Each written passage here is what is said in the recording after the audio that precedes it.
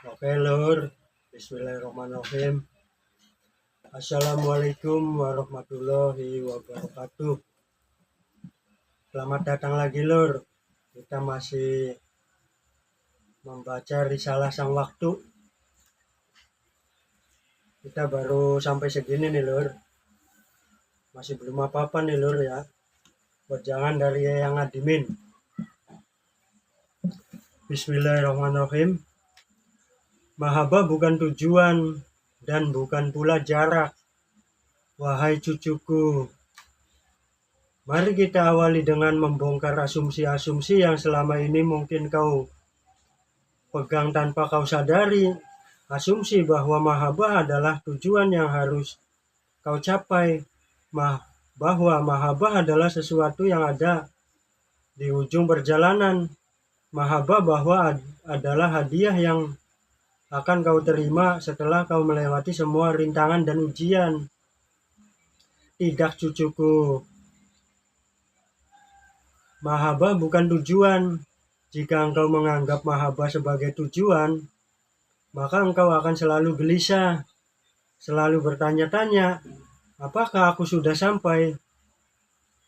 Selalu membandingkan dirimu dengan orang lain yang kau anggap lebih tinggi tingkatannya, dan kegelisahan itu sendiri akan hijab yang menghalangimu dari merasakan mahabbah yang sesungguhnya. Mahabbah bukan pula jarak. Jika engkau menganggap mahabbah sebagai jarak yang harus kau tempuh, maka engkau akan selalu sibuk mengukur, selalu sibuk menghitung, selalu sibuk mengevaluasi beberapa jauh engkau telah berjalan dan berapa jauh yang masih harus kau tempuh. Dan kesibukan mengukur ini akan menyita energimu sehingga tidak tersisa energi untuk benar-benar mencintai. Lalu apa mahabbah? Mahabbah, wahai cucuku, adalah keadilan.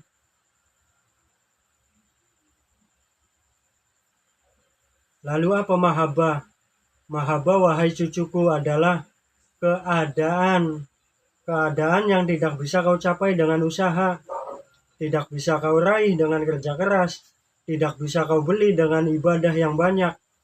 Mahabbah adalah keadaan yang Allah berikan kepada hamba yang telah dikehendakinya.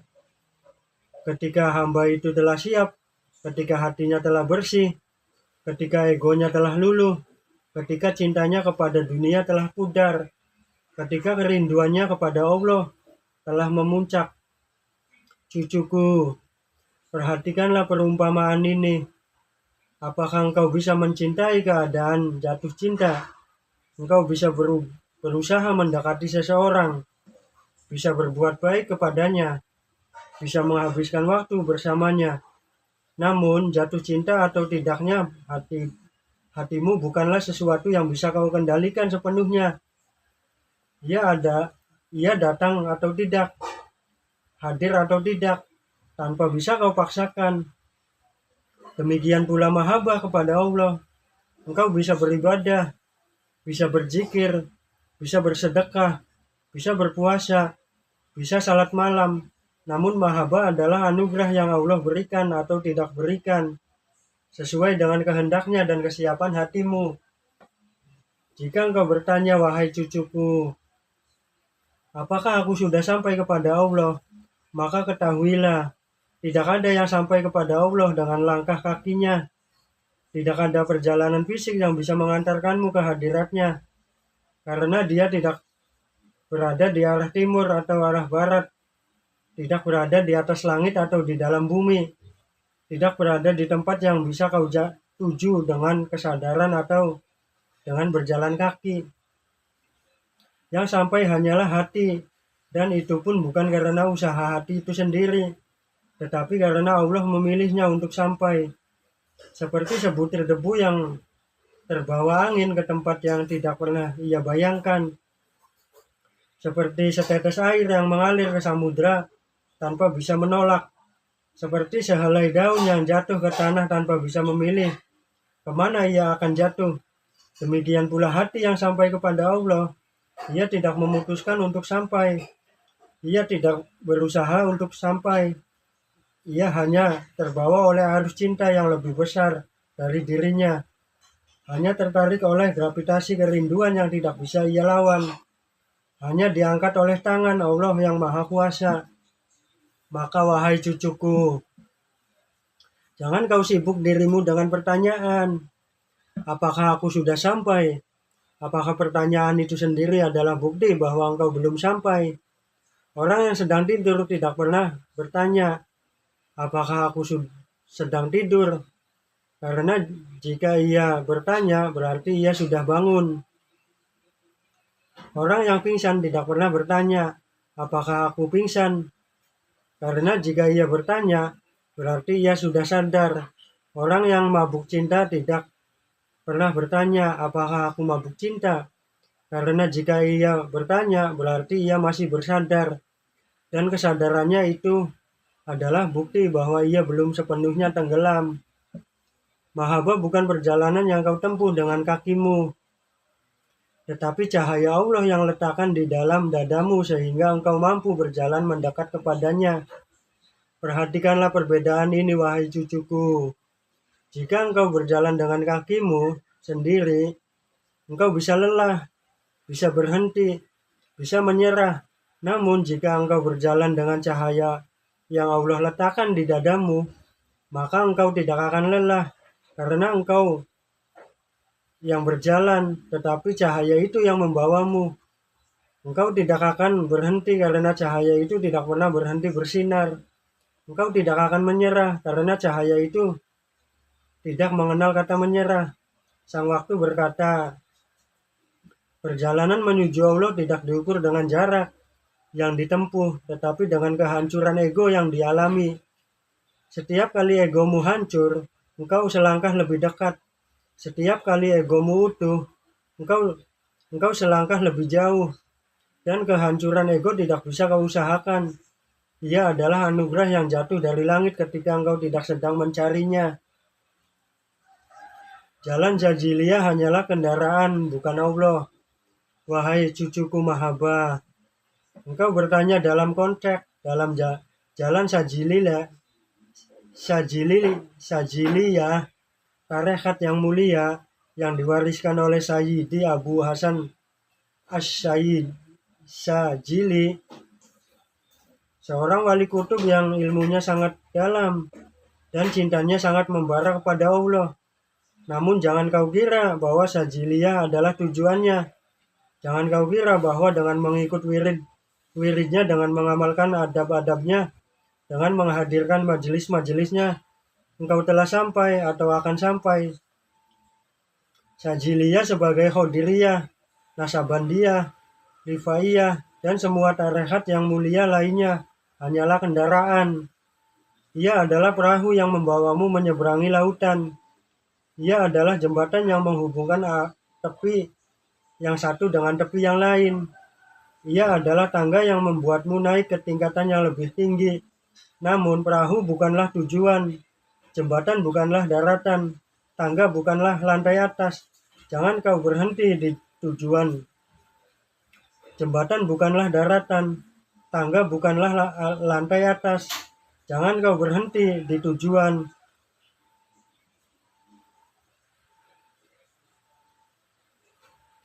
Jangan kau berhenti di perahu, mengira bahwa kau telah sampai. Jangan kau duduk di jembatan, mengira bahwa kau telah tiba.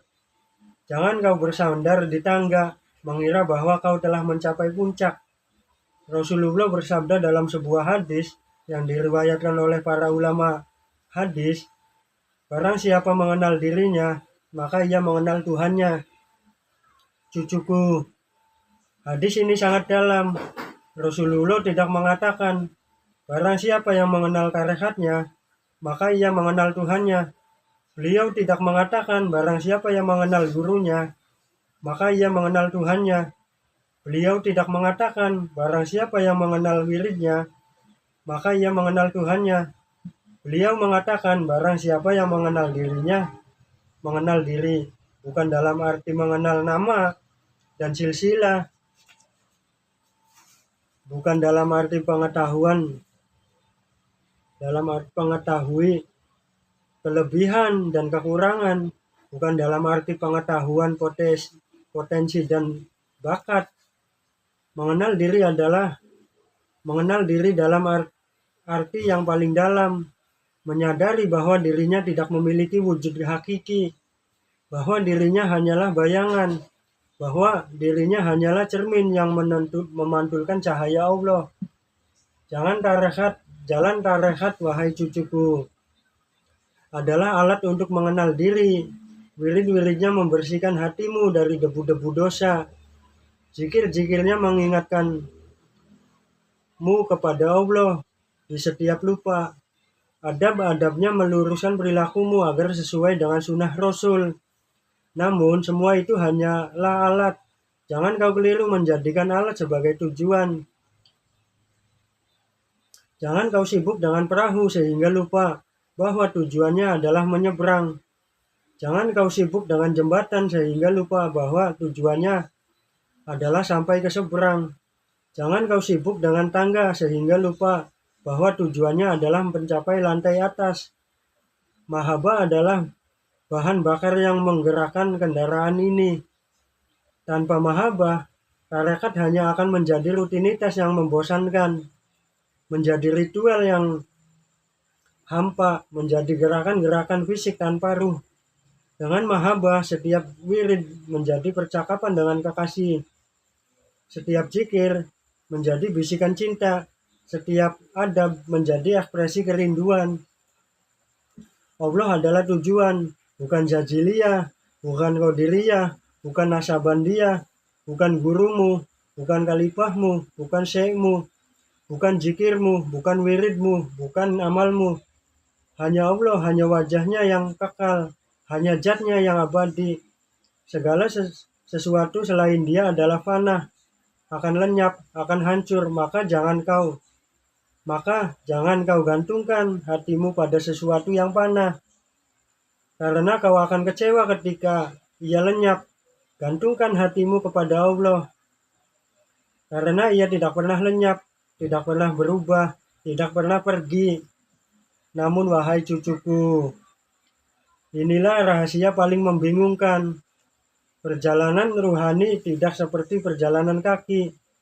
Jika engkau berjalan kaki dari Jakarta ke Surabaya, setiap langkahmu adalah langkahmu sendiri. Engkau yang menentukan kapan mulai, kapan berhenti, kapan cepat, kapan lambat. Engkau yang merasakan lelah, yang merasakan haus, yang merasakan sakit di kaki. Namun dalam perjalanan ruhani, semua berbeda. Dalam perjalanan ruhani, engkau berjalan, tetapi Allah yang mendekat. Engkau yang melangkah, tetapi Allah yang menggerakkan kakimu. Engkau mencari, tetapi Allah yang membuka pintu yang kau cari. Engkau mencintai, tetapi Allah yang menanamkan cinta itu di hatimu. Engkau tidak bisa memisahkan antara usahamu dan anugerahnya, antara langkahmu dan dayanya, antara cintamu dan cintanya yang lebih dahulu ada.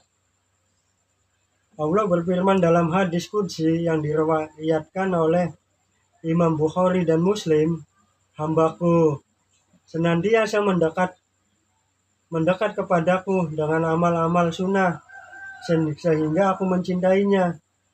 Jika aku telah mencintainya, aku menjadi pendengarannya yang ia gunakan untuk mendengar, menjadi penglihatannya yang ia gunakan untuk melihat, menjadi tangannya yang ia gunakan untuk memukul, menjadi kakinya yang ia gunakan untuk berjalan.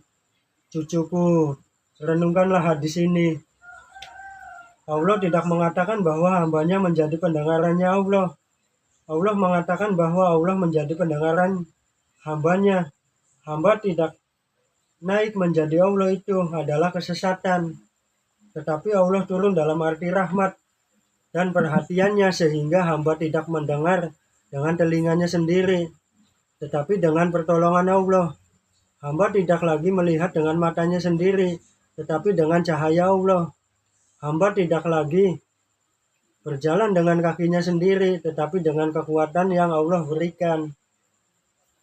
Inilah yang disebut oleh sang waktu sebagai baka, badal, fana, kekal setelah panah, setelah ego hancur, setelah rasa aku lenyap, setelah tidak ada lagi yang tersisa kecuali kesadaran akan kehadiran Allah.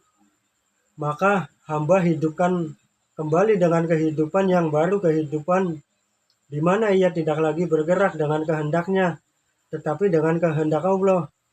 Ia tidak lagi mencintai dengan cintanya, tetapi dengan cinta yang Allah alirkan melalui dirinya. Sudah sampai itu tanda belum fana. Wahai cucuku mahaba, inilah ujian yang paling jujur untuk mengetahui sejauh mana perjalanan ruhanimu. Jika seorang bertanya baik dengan lisan maupun dalam hati, apakah aku sudah sampai pada Allah, maka itu adalah tanda yang sangat jelas bahwa akunya masih hidup, masih kuat, masih menjadi pusat dari segala perhatiannya. Cucuku, perhatikanlah kata aku. Dalam pertanyaan itu adalah ego. Ego yang masih merasa terpisah dari Allah. Ego yang masih menganggap dirinya sebagai subjek yang sedang berjalan menuju objek yang bernama Allah. Ego yang masih sibuk dengan dirinya sendiri, dengan statusnya, dengan pencapaiannya, dengan tingkatannya. Ego yang belum hancur, belum lebur, belum fana. Orang yang benar-benar telah mencapai dalam pengertian fana, dalam cinta Allah tidak lagi bertanya, sudah sampai atau belum? Karena pertanyaan itu mengandaikan adanya dua entitas, yang bertanya dan yang ditanya, yang berjalan dan yang dituju, yang mencintai dan yang dicintai. Padahal dalam keadaan fana, dualitas itu telah lenyap. Tidak ada lagi aku dan engkau. Yang ada hanya keesaan, hanya kesatuan, hanya ketunggalan. Jangan salah paham, wahai cucuku. Ini bukan berarti bahwa hamba menjadi Allah atau Allah menjadi hamba. Nauzubillah min dzalik. Itu adalah kesesatan yang paling besar.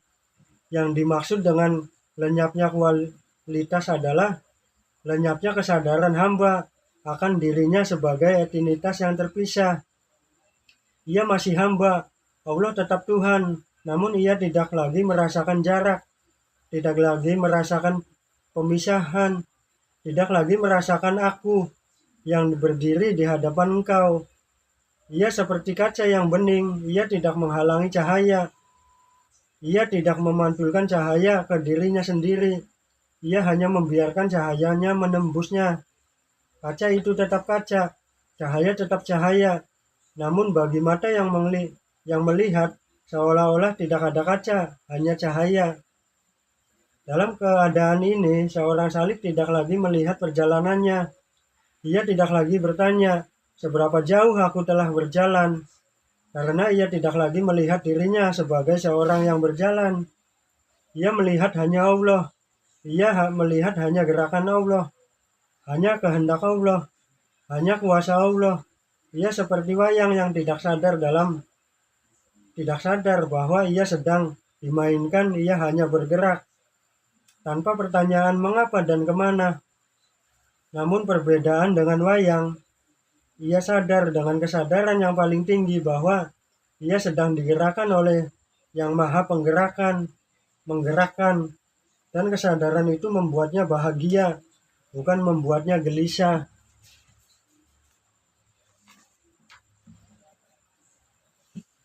Beliau berkata dengan suara yang sangat lembut, namun menusuk hingga ke relung hati yang paling dalam. Jika engkau melihat perjalanan, berarti engkau belum melihat yang menjalankan. Cucuku, renungkanlah kata-kata ini. Perjalanan adalah aktivitas. Aktivitas membutuhkan subjek yang melakukannya. Selama engkau masih melihat dirimu sebagai subjek yang sedang berjalan, selama engkau masih sadar akan langkah-langkahmu, selama engkau masih menghitung seberapa jauh engkau telah melangkah, maka engkau masih terperangkap dalam ilusi bahwa engkaulah yang berjalan. Padahal sejatinya Allah lah yang memperjalankanmu. Kakimu bergerak karena Allah menggerakkannya. Hatimu berdetak karena Allah menakdirkannya. Rindumu muncul karena Allah menanamkannya. Semua adalah Allah, semua dari Allah, semua karena Allah. Maka jika engkau masih sibuk dengan perjalananmu, berarti engkau sibuk dengan dirimu sendiri, bukan dengan Allah. Para arif bilang, wahai cucuku, mereka berjalan di jalan Allah. Mereka tidak merasakan bahwa mereka sedang berjalan. Mereka seperti orang yang terbang, ia tidak merasakan pijakan kaki, tidak merasakan beban tubuh, tidak merasakan lelah. Ia hanya merasakan angin yang menerpa wajahnya, hanya merasakan ketinggiannya yang memabukkan, hanya merasakan kebebasannya yang tidak bisa dijelaskan. Dan di atas segalanya, ia merasakan kehadirannya yang membawanya terbang. Ia tidak pernah ia lihat, tetapi selalu ia rasakan. Tuh, dengerin tuh lur. Oke lur, masih di bab mahaba lur. Terima kasih banget lur. Masih berlanjut lur ya, oke. Salam sehat.